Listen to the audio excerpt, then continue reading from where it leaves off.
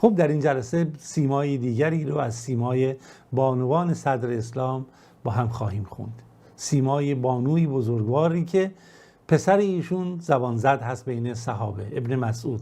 ولی سیمای ام عبدالله ابن مسعود رو میخونیم، یا ام عبد که ایشون رو ذکر میکردن، که ایشون هم جزء گروه اول مهاجران هست و خب پیامبر خدا صلی الله علیه و سلم ایشون رو حمایت میکرد، بالاخره محبت های خودش رو شامل حال ایشون داشت و همچنین شخصیتی بود که حتی حضرت عمر میگن ایشون رو خیلی مقامش رو بزرگ و منزلتش رو بزرگ مد نظر داشت. چرا خوب داشته باشید که وقتی که ما در بین گروه مؤمنان داریم نگاه میکنیم، جمع نسل اولیه مؤمنان، میبینیم که بانوان نقش‌های ویژه دارن، صحابیات نقش‌های خیلی خاص دارن و این خب خیلی مهم هست، اینو نمیتونیم جدا بکنیم.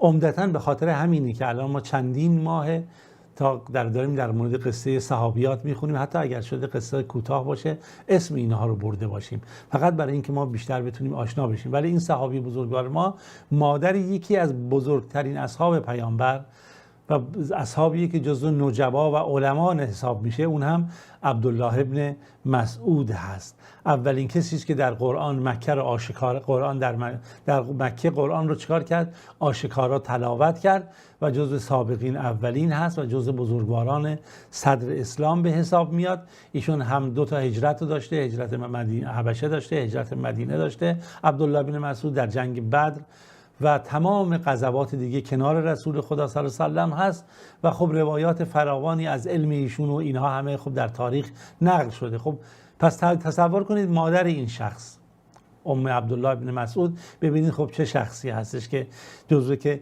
این شخص جزو دانشمندان صدر اسلام حساب میاد. ما ضرور مسئله داریم که مثلا میگن که کدو رو به رفش نگاه بکنید.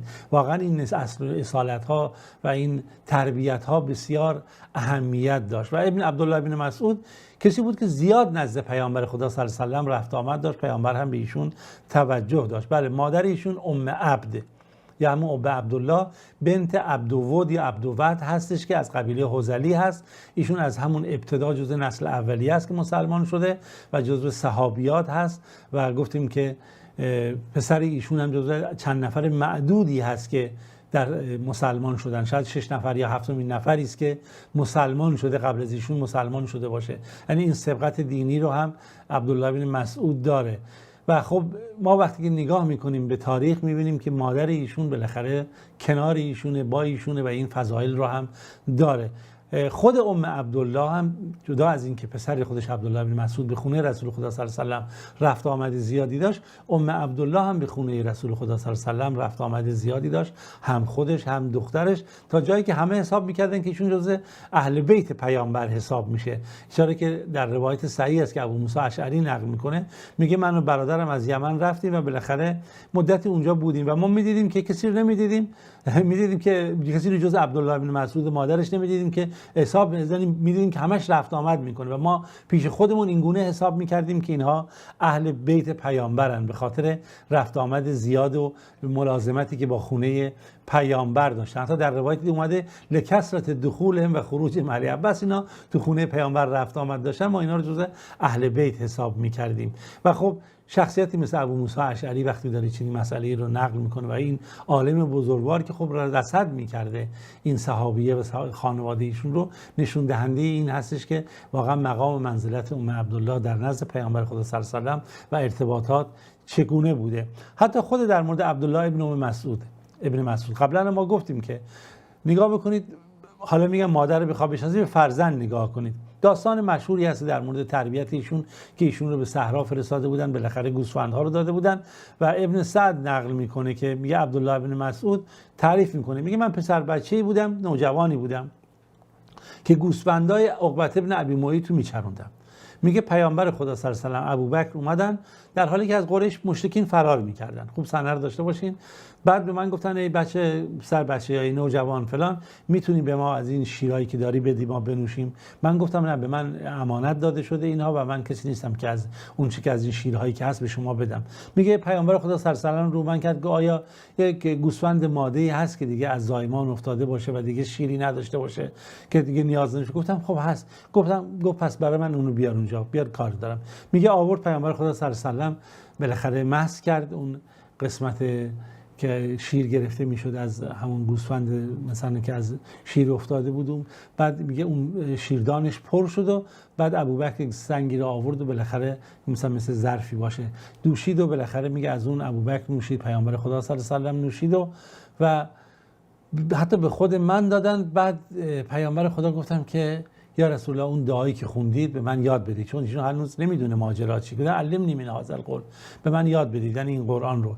بعد پیامبر گفت انک غلام معلم، تو پسر جوونی که خودت یاد گرفتی یعنی فهمیدی چی به چیه. بعد ایشون میگه فاخذت من فیه 70 سوره لا ینازعونی فیها احد، 70 سوره است که ایشون میگه من از پیامبر خدا صلی الله علیه و سلم دریافت کردم. خب مکان مقام منزلت مادر عبدالله بن مسعود رو هم در نظر بگیرید که وقتی خود ایشون این گونه هست پیش پیامبر، منزلت ایشون چگونه است. ما داستان عبدالله بن مسعود رو قبلا با هم مفصلا خوندیم و حتی که پیامبر خدا صلی الله علیه و سلم میگفت در مورد عبدالله بن مسعود، میگه من هر کی دوست داره قرآن رو همونجوری تر و تازه بشنوه که نازل شده بر من، نگاه کنه پسر ام عبد، ابن ام عبد، یعنی به پسر به مادر نسبت میده چی جوری قرآن میخونه عبدالله بن مسعود. یا جای دیگه میگه تمسکوا به عهد ابن ام عبد، چنگ بزنید به اون چه که مثلا ابن ام عبد شما در قرائت قرآن اونجور چیزها آموزش میده. جای دیگه پیامبر صلی الله علیه و سلم میگه قد رضیت لکم ما رضی لکم ابن ام عبد، من برای شما دوست دارم اون چیزی که مثلا ابن ام عبد یعنی پسر ام عبدالله یعنی عبدالله بن مسعود دوست داره. خب این اخبار طلایی و گوهرین و جواهراتی که در این تاریخ ما میبینیم، اینها نشون دهنده چیه؟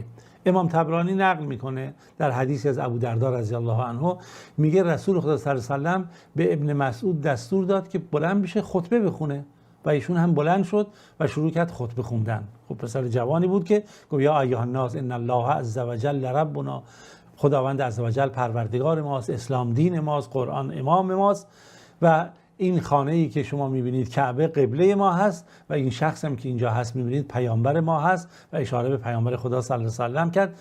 ردینا ما رضی الله تعالی لنا و رسوله، و ما راضی هستیم و خوشنود هستیم از اون چه که خدا و رسولش از اون خوشنود هستن. میگه پیامبر خدا صلی الله علیه و سلم خوشحال شد، گفت بله اصحاب ابن ام عبد، خیلی خوب صحبت کرد، حرفش دقیق بود، به جا هم حرف زد. اصحاب ابن ام عبد دوباره تکرار کرد، خیلی به جا صحبت کرد، کاملا حرفش درست بود و صدق و راست گفت. و رضیت بما رضی الله تعالی، منم راضیم به اون چیزی که خدا از اون راضی هست. ولی امتی، برای امت خودم، و ابن ام عبد، و برای این پسر ام عبد که همین عبدالله بن مسعود باشه. و کرهت ما کره الله تعالی، و ناپسند دارم اون چیزی که خدا برای من ناپسند داره. ولی امتی، برای امتم ناپسند داره. و ابن ام عبد، این ابن ام عبد که عبدالله بن مسعود باشه. خب ببینید این تعریف رو فقط در مورد این پسر داشته باشید که به اسم مادرش داره در اینجا ذکر میکنه پیامبر، چقدر زیبا هست. و این در واقع لقبیه که پیامبر خدا صلی الله علیه و سلم این رو داده. یا کنید ام عبد نماز پیامبر رو مثلا تعریف میکنه، خود مادر عبدالله بن مسعود. ابن مسعود خیلی شدت داشت، در سختی بود که در مورد این که مسئله نماز وتر رو خوب بدونه و بفهمه از پیامبر.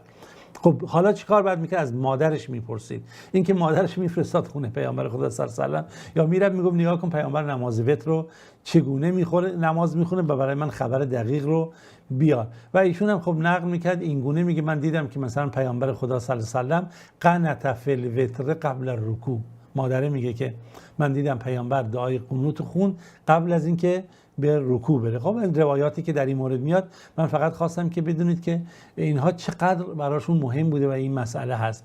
پیامبر خدا عبدالله ابن عبدالله رو خب میفرستاد برای اون مأموریت ها و شرایط ویژه‌ای که خودش داشت و عبدالله هم از اون ور خب وسواس داشت که تا بتونه حقیقت دین رو هر گونه میشه بهتر بفهمه. حالا همین داستانی که من نقل کردم، عبدالله میگه ارسلت امی لیلتن، یه شب مادرمو فرستادم لتبیت عند النبی صلی الله علیه و سلم، تا برم رخت خونه پیامبر باشن، اونجا ببینن چگونه است. فتنظر کیف یوتر، ببینم چجوری نماز وتر میخونه. فباتت عند النبی صلی الله علیه و سلم، ایشون کنار خونه پیامبر بودن بالاخره، میگه فصلا ما شاء ان یصلی. خب خانواده پیامبر اینا هم بودن دیگه. پیامبر نماز خوند اونجوری که دوست داشت، حتی اذا کان آخر اللیل، تا به آخر شب شد. و اراد الوتر، خواست نماز وتر رو بخونه، قرأ سبح اسم ربک الاعلی، سبح اسمک رب الاعلی رو خوند در رکعت اول. و قرأ فی الثانیه، در رکعت دوم قل یا ایها الکافرون. ثم قعد ثم قام، سپس نشست و سپس بلند شد. و لم یفصل بینهما بالسلام، دیگه سلام نداد. این همون روایتی که نقل میکنن که نماز وتر رو 3 رکعت پی در پی خونده میشه، در رکعت دوم دیگه تشهد خونده نمیشه که سلام داده بشه. دقت میکنید؟ فلم یفصل بینهما بالسلام ثم قرأ قل هو الله الاحد.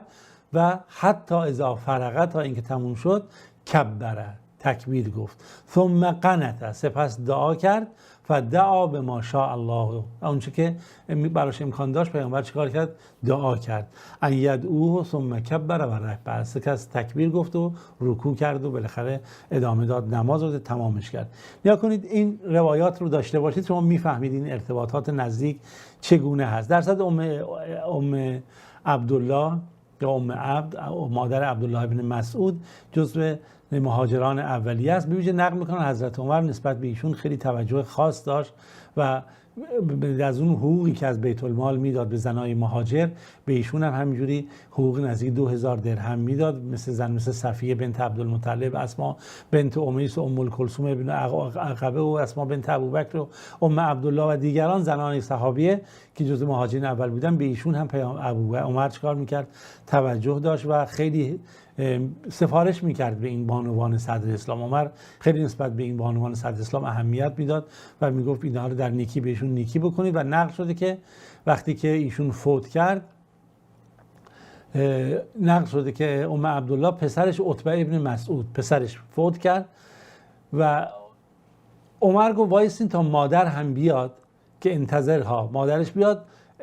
حتی جاءت، مادر اومد، فصلت علیه، که مادر هم بر اون میگه نماز خوند. این خیلی جالبه، مادر هم بر پسرش نماز خوند و این نشون میده که عمر چقدر ارزش و مقام این مادر رو بالا میدونسته و بهش اهمیت میداده. در صورت تاریخ اون چیزی که نقل شده، ایشون تا زمان خلافت حضرت عمر بالاخره زندگی کرد و دیگه از وفاتش اینها چیزی در تاریخ، یا حداقل این کتابی که من بهش مراجعه کردم، چیزی در این مورد نداره. خب تا روز دیگه و جلسه دیگه شما عزیزان رو به خدای بزرگ میسپارم. خداوند یار و نگهدارتون باشه.